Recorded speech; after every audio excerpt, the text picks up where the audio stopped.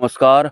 हर एक साधक जो इस चैनल से जुड़ा है, जो आत्म स्थिर होने के लिए प्रयास कर रहा है, अपने आप को आत्म स्वरूप में या फिर आत्म स्थिर करने हेतु जो मैं मन नहीं हूँ, मैं बुद्धि नहीं हूँ, मैं शरीर नहीं हूँ, इस तरह के कई प्रयोग जो हर एक साधक कर चुका है। अगर आप इस एक वक्तव्य के साक्षी हों, मतलब आपके सामने में ये सब हो रहा हो, आपको पता भी लग रहा हो कि आने वाले ब्रह्मवार को 30 तारीख को आप कह रहे होंगे ये कौन सा वार है और ये कौन सी तारीख है।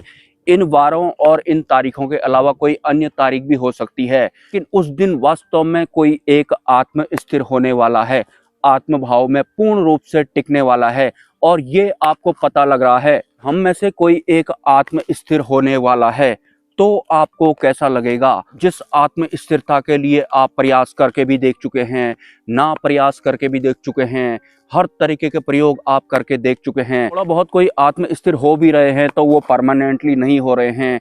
आप सबको अगर ये पता लगता है कि आने वाली इतनी तारीख को ये इंसान या फिर ये शख्स आत्म स्थिर होने वाला है, तो आपको ये सुनकर या फिर इसे जानकर कैसा लगेगा? जिस आध्यात्मिक उपलब्धि के लिए इस दुनिया के बहुत सारे इंसान जो सतमार्गी होते हैं, जो आत्मस्वरूप होना चाहते हैं, उनमें से कोई एक परमानेंट आत्मस्वरूप होने वाला है, ये आप सबको पता लग रहा है और वास्तव में ऐसा होगा भी, तो आपको कैसा लगेगा? ये मैं आपको इसलिए बता रहा हूं क्योंकि ऐसा कहीं पर हो रहा है या फिर होने वाला है। ये बिल्कुल सच है, सत्य है कि बहुत सारे जो साधक हैं, जो आत्म स्थिर होने का प्रयास कर रहे हैं, उनमें से कोई एक परमानेंट आत्म स्थिर होने वाला है।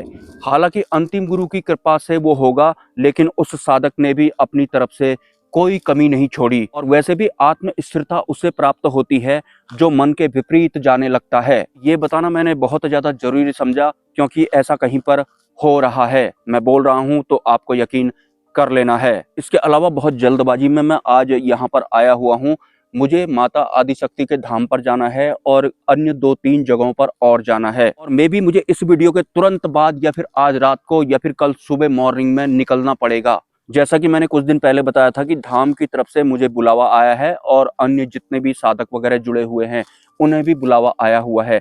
लेकिन हर बार की तरह वही अड़चन होती है कि मैं इस बाइक को अब कहाँ रखूं, क्योंकि मैं बताता किसी को हूं नहीं अपने आसपास में। पिछली बार तो ऐसे ही चलते चलते मैं बाइक में ही चला गया था, लेकिन इस बार बाइक उस लायक है नहीं। मैं रास्ते भर कंफ्यूज था कि मैं इस बाइक को आखिर रखूंगा कहाँ। ऊपर से मैं जूते वगैरह पहन कर भी नहीं आया हूँ। मे भी मैं किसी मैकेनिक के यहाँ पर इस बाइक को छोड़ दूंगा या फिर मैं किसी जो पार्किंग होती है वहां पर छोड़ दूंगा। तो आप लोगों से मेरी रिक्वेस्ट है कि अगर सक्षम हैं आप तो अपनी तरफ से आप योगदान कर सकते हैं। हालांकि ये सफर मेरा बहुत दूर का होने वाला है और जब भी मेरे इस तरह के सफर होते हैं तो पहले ही मैंने कुछ देखा होता है, उस सफर के दौरान वो होता है। मुझे पता लगता है कि अरे ये यहाँ पर है का होता है, तो मुझे माता आदिशक्ति के धाम पर जाना है। माया से थोड़ी सांठ-गांठ करके मैं आऊँगा और उसके बाद मुझे एक और धाम पर जाना है, वहाँ जाना भी बहुत ज़्यादा ज़रूरी है। मुझे माता आदिशक्ति का आशीर्वाद भी लेके आना है, मुझे माया से सांठ-गांठ करके भी आनी है। उसके बाद मुझे अंतिम गुरु की तरफ भी थोड़ा बहुत जाना है। हालांकि बिना गुरु आज्ञा के कहीं भी आना और जाना नहीं चाहिए। आध्यात्मिक यात्रा की बात कर रहा हूँ कि आज्ञा है तो ही आपको गुरु से मिलना चाहिए।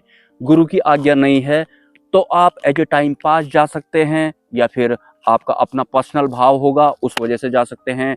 तो कुछ ऐसा ही समझ लीजिए। तो सपोर्ट अगर आप करना चाहें तो कर सकते हैं। और अगर यहाँ पर की बात करूं तो अभी मौसम खराब है, पता नहीं यहाँ कब तूफान आ जाए, कब बारिश आ जाए, कुछ पता नहीं है। आत्म स्थिरता के बारे में जो आज मैंने आपको बताया है वो बिल्कुल सच है। जो भी लोग आंतरिक स्तर पर अपने आप को डाउन महसूस कर रहे हैं कि ये होगा या नहीं होगा, मैं आज आपको सबूत दे रहा हूँ।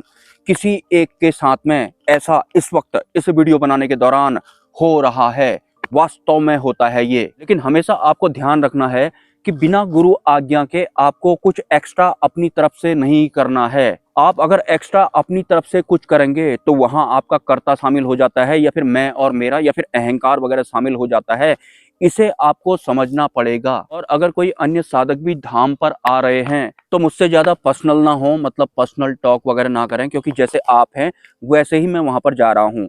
मैं भी एक साधक हूँ और आप भी एक साधक हैं। अगर आप वहां पर जा रहे हैं तो क्योंकि भक्ताई तो मैंने ली नहीं हुई है। इसके अलावा बहुत लिमिटेड टाइम होता है, बहुत कुछ उसमें करना होता है। तो फिलहाल मुझे माता आदिशक्ति के धाम पर जाना है, उनका आशीर्वाद लेने जाना है। हालांकि उनका आशीर्वाद तो मेरे साथ में रहता ही है, और बाबा जो गोरखनाथ हैं उनसे संबंधित भी कुछ है वहां पर। और पर्सनली भी मैं ये चाहता हूं कि इस चैनल से जितने भी लोग जुड़े हुए हैं, जो वास्तव में साधक हैं, जो वास्तव में भक्त हैं, उन सबके काम बने, भले ही भौतिक जगत वाले हों, और अगर वो वास्तविक सत्य या फिर मोक्ष मुक्ति वाली राह पर हैं, तो उनकी बुद्धि शुद्ध हो जाए, उन्हें ज्ञान समझ में आने लगे, वो जितने जल्दी हो सके मन रूपी अपने अहंकार को भांप जाएं। तो ये सब है। और हाँ, जो भी लोग अगर सपोर्ट करना चाहते हैं वो कर सकते हैं। और देखिए बाहर माहौल कैसा हो रखा है, धर्म की बात आ गई है। मतलब मैं ये वीडियो ही ना बना पाऊं, कहीं जा आ ही ना पाऊं, अगर भारतीय सेना बॉर्डर पर काम ना करे तो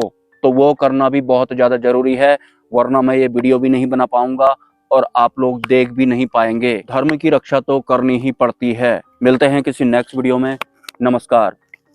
Silent scan.